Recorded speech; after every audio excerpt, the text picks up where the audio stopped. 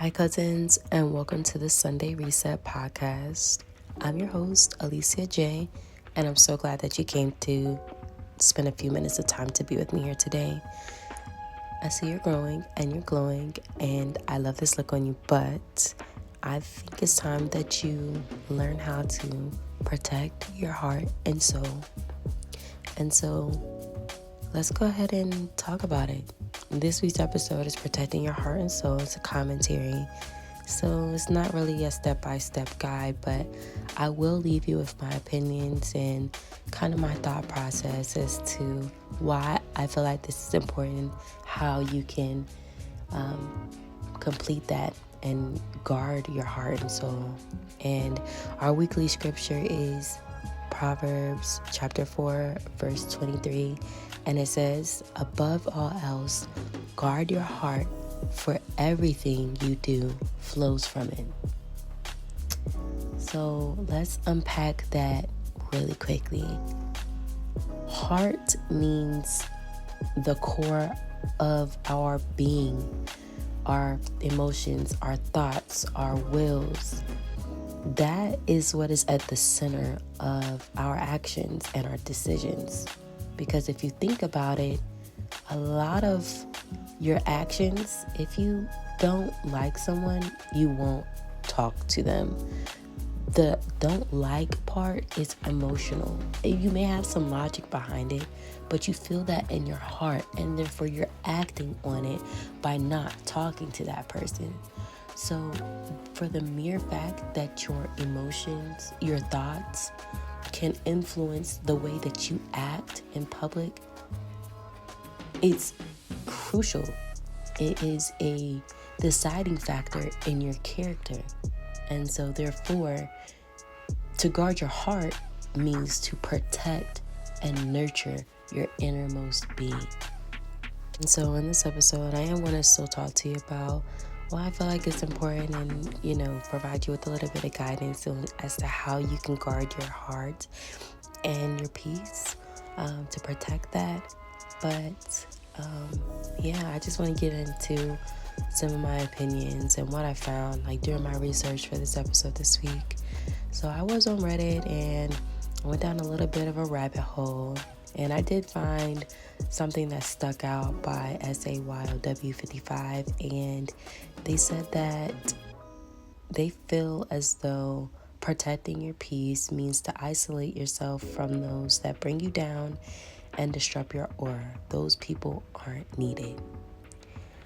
I wanted to stop on that little piece there because I want to kind of counteract that.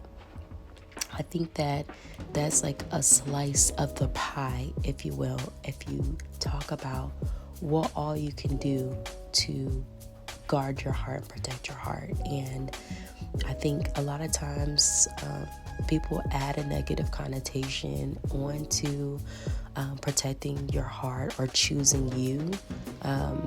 They seem a little bit more along the lines of, choosing you as selfish, or you don't have any empathy for others and how they feel.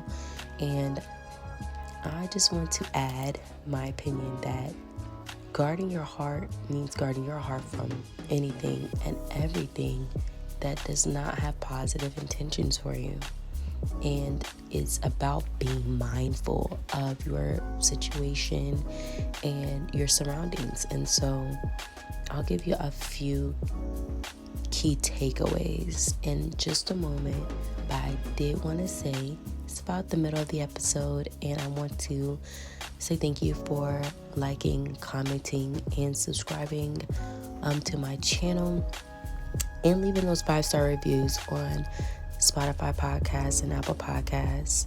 If you haven't already, don't forget to like, comment, and subscribe. It really does help this video get out to more people like you. And thank you. And back to the video. So some of the key takeaways is really monitoring your inputs. Like I mentioned, you have to be mindful, and not just about what you intake as far as social media or relationships are concerned.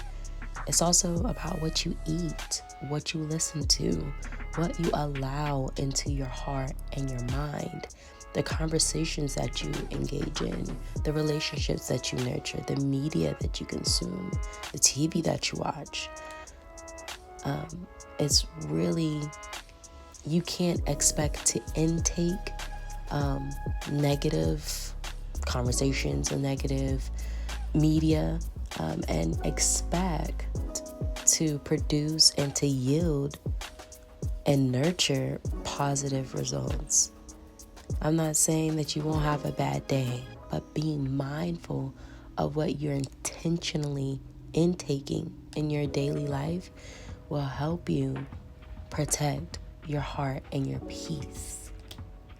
Another thing that I would encourage you to do is to cultivate a positive relationship with multiple people, your friends, your families, people that you want to be there to help encourage you on your journey in life. And another scripture I want to just add is Proverbs 27:17 says, as an iron sharpens an iron, so one person sharpens another. It kind of reinforces the fact that if you have positive people in your life, you're going to tend to be more positive because you're intaking that positivity. So you can export and expel that positivity back out into the world. So healthy, supportive relationships can help guard your heart against negativity and discouragement because they're going to be there to uplift you. Another thing that I want to add that isn't necessarily singling out a specific person or a specific situation is setting boundaries. I think a lot of times, boundaries are hard to set, especially if it's so far into, the timeline of a relationship with someone, whether that be friends or more than that, and even family. Sometimes you get so used to a belief or a trend or a expectation that's been placed on you that you don't know how to navigate through setting up those boundaries. But protecting your heart does mean setting up boundaries with people or situations that may harm your spiritual or emotional health. But when you set a boundary, it doesn't mean that you have to shut them out. It doesn't mean that you have to block them. But it does mean that you do need to maintain a healthy balance between yourself and your well-being and the amount of interaction that you may have with a situation or person. It's really hard, to want to set those up, especially if you're trying to be more open and vulnerable. But I think that is one of the top takeaways that you can have with regards to achieving that protection, that guard that you want to have up for your heart and your soul. And another takeaway that I want to leave you with, which is really what I should have started with, but like I said, it's just commentary, so I'm just leaving you with my opinion, is it's important to be in tune with your spirit. Learning how to stop and listen to your soul. And learning how to feed your soul. And I can create a video about the steps that I take to be grounded spiritually.